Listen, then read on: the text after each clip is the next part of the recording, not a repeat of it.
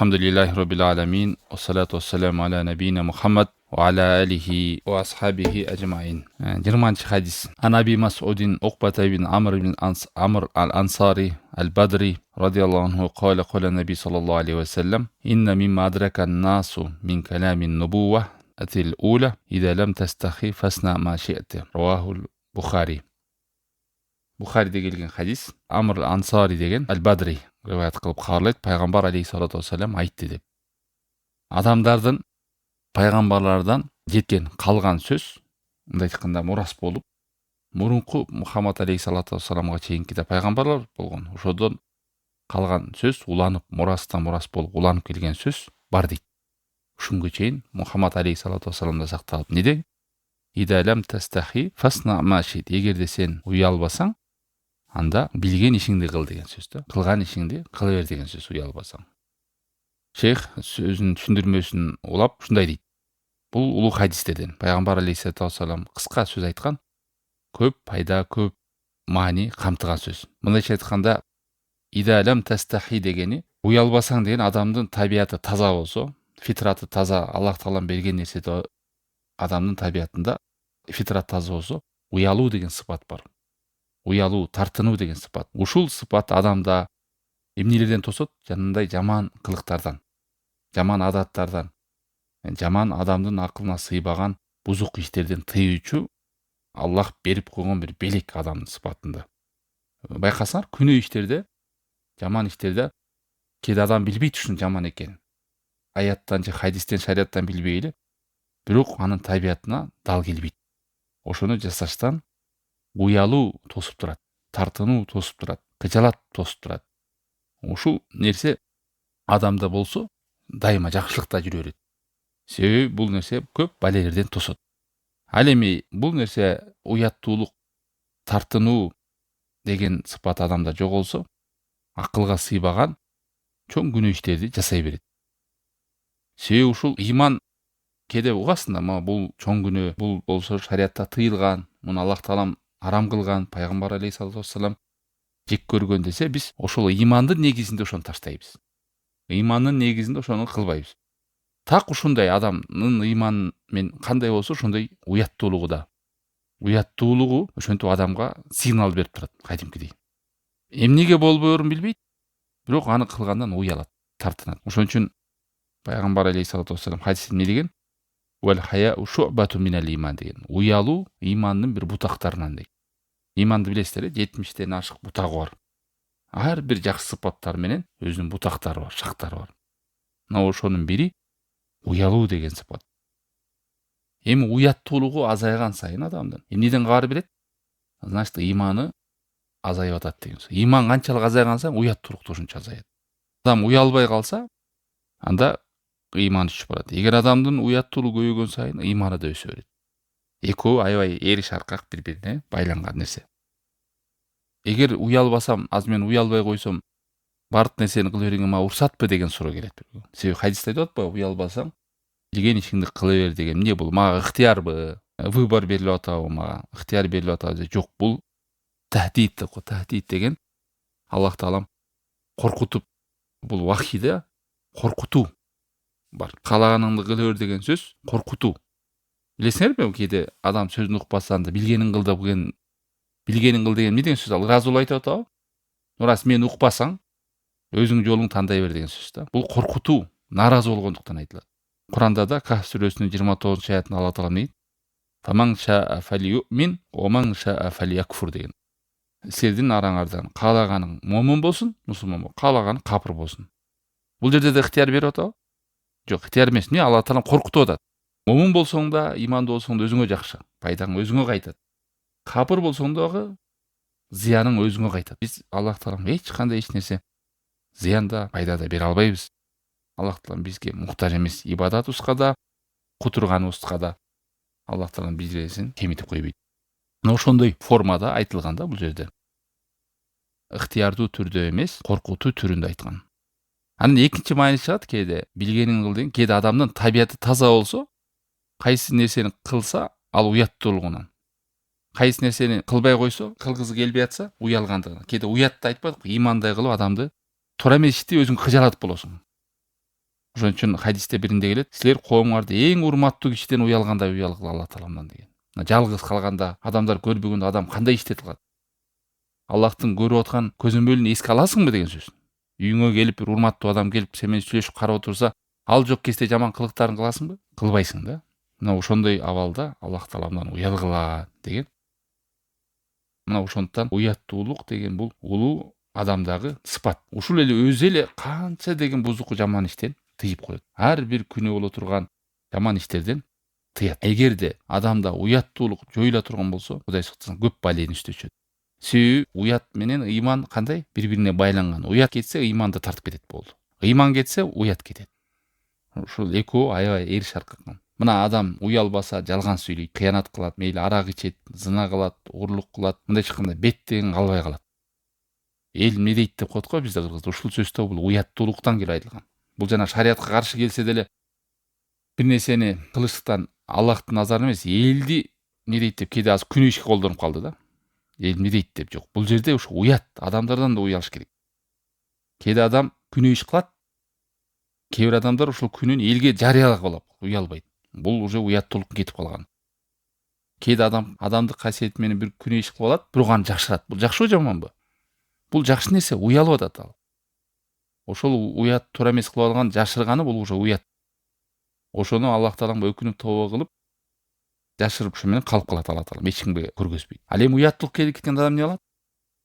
Эч кандай жашыруу, тартынуу деген сыпат жок. Наоборот, ошого чакырат ушул жаман ишине. Реклама кылат. Интернетке чыгып алып элге айтат, жаят. Эч уялуу, тартыны деген жок. Бул Кудай сактасын, уяттуулук кеткенде ушундай адамдарга барат. Ошон үчүн адамда уят болсо тек гана жакшылык менен келет деген. Бул уяттуулуктан кур калган адам көп жакшылыктан кур калат. Керек болсо адамдын акылына, адамдын парасатына, адеп аклагына, анализине терс таасирин берет уяттуулук кеткенде. Мындай чыкканда мээси бир аз жакшы иштебей калат. Эмне туура эмес? Бул пайдабы, зыянбы деген нерсе жок калат да. Динин да талкалайт. Адамгерчилик сыпатын да талкалайт. Эркек болсо эркектигин талкалайт.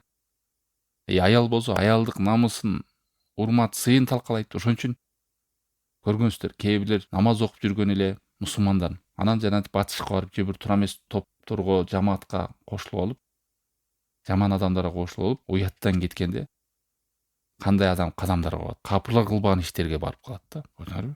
Жаман нерсе. Дагы бир ыктымал мааниси бар дейт. Эгерде кайсы ишти кылгандан уялбасаң, значит бул иште жамандык жок деген сөз. Кыжалаттуу болбойсуң. Кээ бир иштер белгилүү да. Ал уяла турган иш эмес. Значит ал нерсе эмне деген сөз? Уруксат деген сөз. Ал коркутуу эмес. Уялбай эле кылып аткан ишиң кайдинки эле күнөө болбогон иш деген сөз. Адам кылат жашынакай эле.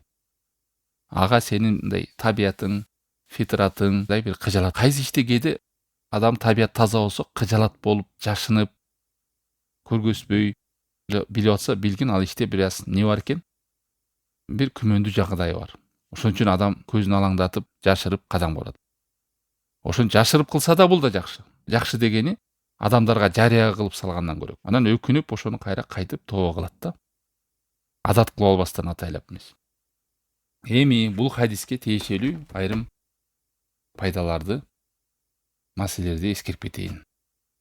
Шейхтин жалпы түшүндүрмө сөзү аяктады бул жерден. Биз билдик, биринчиден уяттуулук деген диндеги орду кандай экен? Өтө чоң экен. Бул пайгамбарлардын адеп ахлакынан болот. Пайгамбарлардын эң көзгө басар адеп ахлагы, шариаттын негиздеринен болуп саналат. Ошон үчүн эмне деди? Уяттуулук ыймандын бутагы деген. Бухари Муслимде келген хадис. Ибн Масудтун сөзү бар. Адамдардан уялбаган адам кимден да уялбайт дейт? Аллах Тааламдан да уялбайт дейт. Бул биринчиден. Экинчиден, бул дин ислам дининин адеп ахлагы. Ар бир диндин өзүнүн кулук мүнөзү болот, бирок ислам диндин улуу кулук мүнөзү эмне десе, уяттуулук деген. Жана ошондой эле ушул уяттуулук деген сыпат бүт мурунку диндерде бириккен сөз болгон. Бардык пайгамбар. Мисалы, мурунку пайгамбарлар кээ бир жашоодогу мыйзам нерселер бар да өзгөрүп кеткен. Азыр Мухаммад алейхиссалату вассаламдын үммөтүндө ал нерсе аткарылбайт. Бирок уяттуулук деген муштарак дегени бүт пайгамбарларда уланып келип, мурастан мурас болуп, сөз болуп, сакталып келген сөз деген сөз. Ошон үчүн Ибн Умар эмне деген? Ыйман менен уяттуулук эри шаркак. Бири кетсе экинчиси кетет деген. Бири кетсе экинчиси жүрүп кетет болду. Эч убакта мүмкүн эмес. Уяты жок адам ыймандуу болуп калышы. Же ыймандуу адам уяты жок болуп калышы. Ыйманы кетсе уяты кетет, уяты кетсе ыйманы кетет. Үчүнчүдөн, уяттуулук адамда пайда болсо, ушул өзү эле не деп коет? Барьер болот. Кимде уяттуу бар болсо, ошол эле рамка болот. Көп күнөө иштерди, жаман иштерди таштоого. Аллах Тааламдан силер чынык уяттуулук менен уялгыла деп адамда көп нерседен тосуучу курал десе болот уяттуулук. Байкайсың да, жүрөгүңөн өзүң эле сезесиң. Ушул нерсе туура эмес экенин. Уяттуулук ыймандан экенин билдик, ыймандын бутактары деп. Хасан аль-Басринин сөзү бар. Ыйман ар бир жакшылыктын башаты деген. Аль-хая русу кулли хайр деп. Бешинчиден, ыймандын кетиши эмнеге белгилүү? Адамда уяттуулуктун кетиши адамда бузулганынын белгиси. Эмнеге? Жаңа айтпадык, уяттуулук себеби рамка адамда. Ушу менен фильтрлеп турасың. Ошон үчүн асарларда айтат, Аллах Таалам кайсыл кулун курута турган болсо, жогото турган болсо, назарын алып кое турган белгиси андан уяттуулукту биринчи алып коет дейт. Кайсы адамдан уят кетип аткан болсо, билгиле, Алла сактасын, ал адам куруй турган адамга белги. Анан уялып, тартынып, жашынып, артынан тоо кылып, өкүнүп, ушул немен башкаларга көрүнүп калбасын деген бул дагы жакшы. Азыр интернетте билесиздер, кээбилер ушул 1-2 жыл күнөө ишин кылат, анан 3 кылат, 4 кылат, ошо мээлге ачыкча болгондон кийин ошого чакырып баштайт. Ошон үчүн ар бир жана зына кылган адамдар дагы баардык адам зына кылса экен деп үмүт кылат да. Ошол нерсе мындай адат эле болуп калса экен деп. Жана лесбиянкалар, гейлер кандай бузук иштер кылгандарды байкасаңар, ошого чакырык кылып, парад кылып, ошону коомго таркыткызы келет жана бузук иштерин. Умар ибн Абдул-Азиз. Ким уялса жашынат. Ал эми ким жашынса ал акыры таквалыкка барат деген сөз. Уяттуулук күнөөдөн тосот. Ошондой эле уяттуулукту адам таштап салса, бул күнөөгө умтулууга жол ачат. Мындай адам эч кандай тартынбастан эле бир сооп иш кылып аткандай эле умтулуп баштайт күнөө ишке. Фудайл ибн Ияттын сөзү бар. Эгерде сен уятың ушул ишти кылуудан тоспосо, жаман ишти кылуудан, анда сенде уят кеткенден кийин сен уже күнөөнүн үстүнө минип аласың дейт. Атка мингендей эле ошонун артынан жүрө бересиң. Уяттуулук болсо дагы сегизинчиден адамдын тилин контролдоого жардам берет. Жана кээбилердин оозуна ак ит кирип, көк ит чыгып, өзүн контролдой албай жаман сөздөргө сүйлөйт го. Мына ошону контролдоочу нерсе ушактан, калп айтуудан, кыянат кылуудан, оозуна жанагындай жаман заар сөздөрдү чыгуудан ушул уяттуулук тосот. Кадимкидей. Силердин мага эң сүйкүмдүүңөр адеп акылыңар чырайлуу болгонуңар деген. Мындай чыкканда ушул адамга адам жакындагысы келе берет. Ушундай сыпаты болот. Уяттуу адамга адам жакында ошо менен сүйлөшкүсү келип, ошодон кебин уккусу келип отурат. Ал эми тили заар, оозу жаман сөз адамдар болсо, адамдар эмне кылат? Кача баштайт. Алла сактасын. 9-дан бул уяттуулук адамдарга сүйкүмдүү кылат. Бар адамдарга сен магниттей кылып сүйкүмдүү кылат. Ибн Масудтун сөзү. Уяттуулук менен сен тилиңди контролдой аласың. Жана көзүңдү дагы каякты караш керек, каерде эмне деп сүйлөш керек, ушул нерсе уяттуулук контролдогонго жардам берет. Адамдын табиятында кайсы адам уяттуулук менен сыпатталган болсо, ошол адамдыга да Алла Таала айбат берип коет. Себеби Муслимде хадисте келген бир уяттуулук тек гана жакшылык менен алып келет деген. Ибн Аббастын сөзү бар. Уяттуулук көп баледен адамды сактайт деген. Мусаннаф ибн Аби Шайбанын китебинде келтирилген. 10-дан кээде уяттуу болом, уялам деп отуруп жакшылыктан кур калбаш керек. Мисалы, бир нерсени сурайсың, илим суроодо, бир жакшылыкка жетүүдө, билүүдө, үйрөнүүдө мен уялып атам, тартынып атам десең, ушул туурабы? Бул туура эмес. Мындай уяттуулук эмне кылат? Айыпталат. Бул жерден уялбаш керек. Суроодон, бир нерсени билип алуудан, үйрөнүүдөн өзүнүн адеби менен сурат. Анан мен уялып атам деп сурабай коюу, билбей коюу бул айыпталат. Андан кийинки пайда уяттуулук бул Алла Тааламдан берилген белек. Адам табиятында кээ бир адамдар туулганда эле өзүнүн табиятында уяттуулук өтө күчтүү болот. Табиятынан өзүнүн кулк мүнөзү ушундай. Анан менде андай мүнөз анчалык деңгээлде уяттуулук жок экен деп шылтоо кылсак болобу? Жок, эмне кылабыз биз? Адеп акылакты кадимкиде адам ыйманы менен пайда кылгандай эле уяттуулукту да адам пайда кылып көбөйтсө болот. Билесиздер, адамдын адеп акылагы ушундай. Кээ бир адамдардын тубасы болот, кээ бирлер пайда кылат. Буга далил пайгамбар алейхиссалату вассалам хадисинде эмне дейт? Сабырдуулук сабырдуулук менен келет, жумшактык жумшак кылуу менен келет, илим эмне менен келет? Үйрөнүү менен келет. Ошондой эле уяттуулук дагы ыйман өскөн сайын, бул иш туура эмес экен. Бул иш туура экен. Туура ишти умтулуп аткара бересиң, туура эмес ишти таштай бересиң. Ошентип адамда уяттуулугу өсө берет. Амал кылган сайын билгенине. Мына ошентип адам өзүн тарбияласа эмне кылат экен? Болот бекен? Ар бир диндин кулук мүнөзү бар. Ислам дининин кулук мүнөзү ыйман деген. Кимдин уяты азайган болсо, анын такыбалыгы азаят деп. Ыйманың түшкөн сайын уяттуулугу да түшүп кете берет экен. Ошондой эле дагы пайдалардан. Уяттын кетиши коомго бузукулуктун таркашына жол ачат. Элестеткиле, уят деген нерсе тосуп турат экен көп нерсени. Көп балелерди сыртка чыгарбайт. Себеби коомго уятсыздык таркап ачыктала берсе, Алла сактасын, бул өзүнчө реклама да. Ошон үчүн балдарыбызга, жакындарга муну зына кылып кетиптир, анан өлтүрүп кетиптир, анан зортуктап кетиптир деген нерселерди бөлүшө бербеш керек.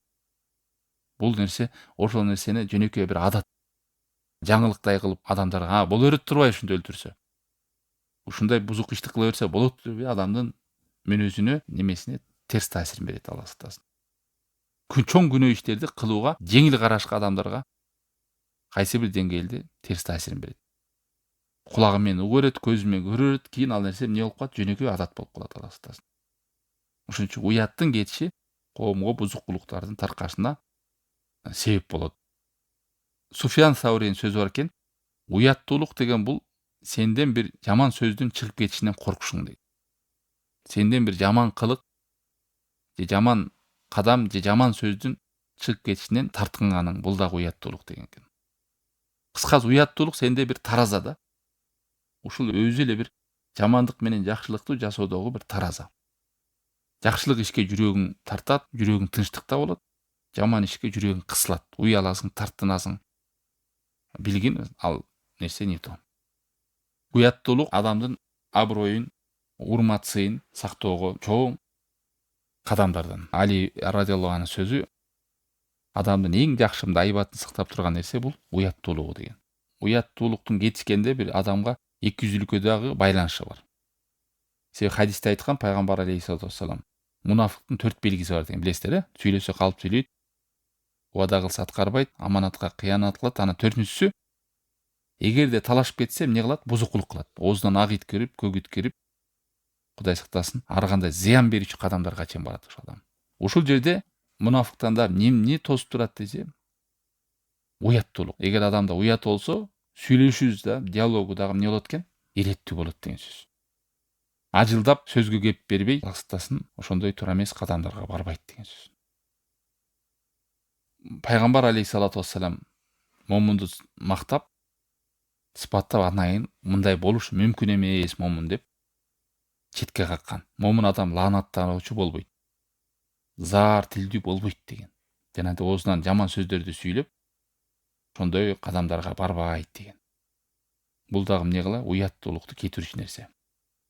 Ошондой эле акыркы пайдалардан сөзүм ушу менен аяктайт. Уяттуулук сабап лисатриллахи. Аллах таалам сени коомго шылдың кылып, урматыңды, айбатыңды чүрүп, уят болуп калуучу кадамда тосуучу кадам. Ким мен шылдың болгум келбейт, шерменде болгум келбейт десе, уяттуу болууга аракет кылыш керек. Ибн Кайым айтат, кимде ким Аллахтан бул дүйнөдө уяла турган болсо, Аллах таалам аны акыретте дагы, бул дүйнөдө да кемчиликтерин жашырат деген. Кимдерден жашырат? Адамдардан жашырат. Адам уялып жүргөндүгүнөн Аллах таалам аль-жаза мин жинсил амал. Аллахка болгон мамилесинин натыйжасы. Ал эми ушуну эле карама каршы уятты кеткен адам Аллах тааламдын аны жашырбайт, шерменде кылат, коргулат, уят кылат деген сөз. Хасан Басринин сөзү бар, уят кетсе такыбалык кетет, такыбалык кетсе адамдын жүрөгү өлөт. Ол эмне жакшы, мен эмне дейт эл, эмне болом, уят болом, кор болом, шерменде болом деген баш оору, андай тартынуу адамда жоюлуп кетет, Алла сактасын. Мына ушундай уяттуулук деген бул улуу сыпат. Бул жакшы сыпат. Ошон үчүн Навави бул хадис 40 хадисте айтпадык го, түрлүү түркүн бүт баптан келген. Бекеринен бул китепке киргизген эмес. Себеби бул көп жакшылыкты кармап сактап тура турган улуу сыпат адамда. Адамдын кооздугу, ыйман менен шерик болгон нерсе. Мумундагы жакшы сыпат жамандык менен жакшылыкты айырмалай турган. Жаман адамда уят кетет, жакшы адамда уят туруктуу болуп калат деген сөз. Аллах Тааламдын көзөмөлүн сактап, дайыма жакшылыктын үстүндө жүрүп, күнөө иштерди таштап жүрүүдөгү Аллах белек кылып берип койгон адамдын табиятындагы жакшы улуу сыпатты билебиз муну. Мына ушундай Аллах Таалам баарыбызга уяттуу кылып, жакшы иштерди жасоого, жаман иштерди таштоого, Аллах Тааламды өзүн чырайлуу эскерүүгө, ибадатында чырайлуу ибадат кылууга баарыбызга ийгилик, тауфик берсин. Жашообузда башка адамдардын жакшылыгына себепкер болууга, жаман иштердин жабууга себепкер болууга насип кылсын. Үйрөнүп аткан жана үйрөнгөн билимибизди бизге Аллахым пайдалуу кылсын. Субханакаллахумма бихамдика, ашхаду ан ла илаха илля анта, астагфирука ва атубу илейк. Ва саллаллаху таала хайра халкихи ва аля алихи ва сахбихи ажмаин.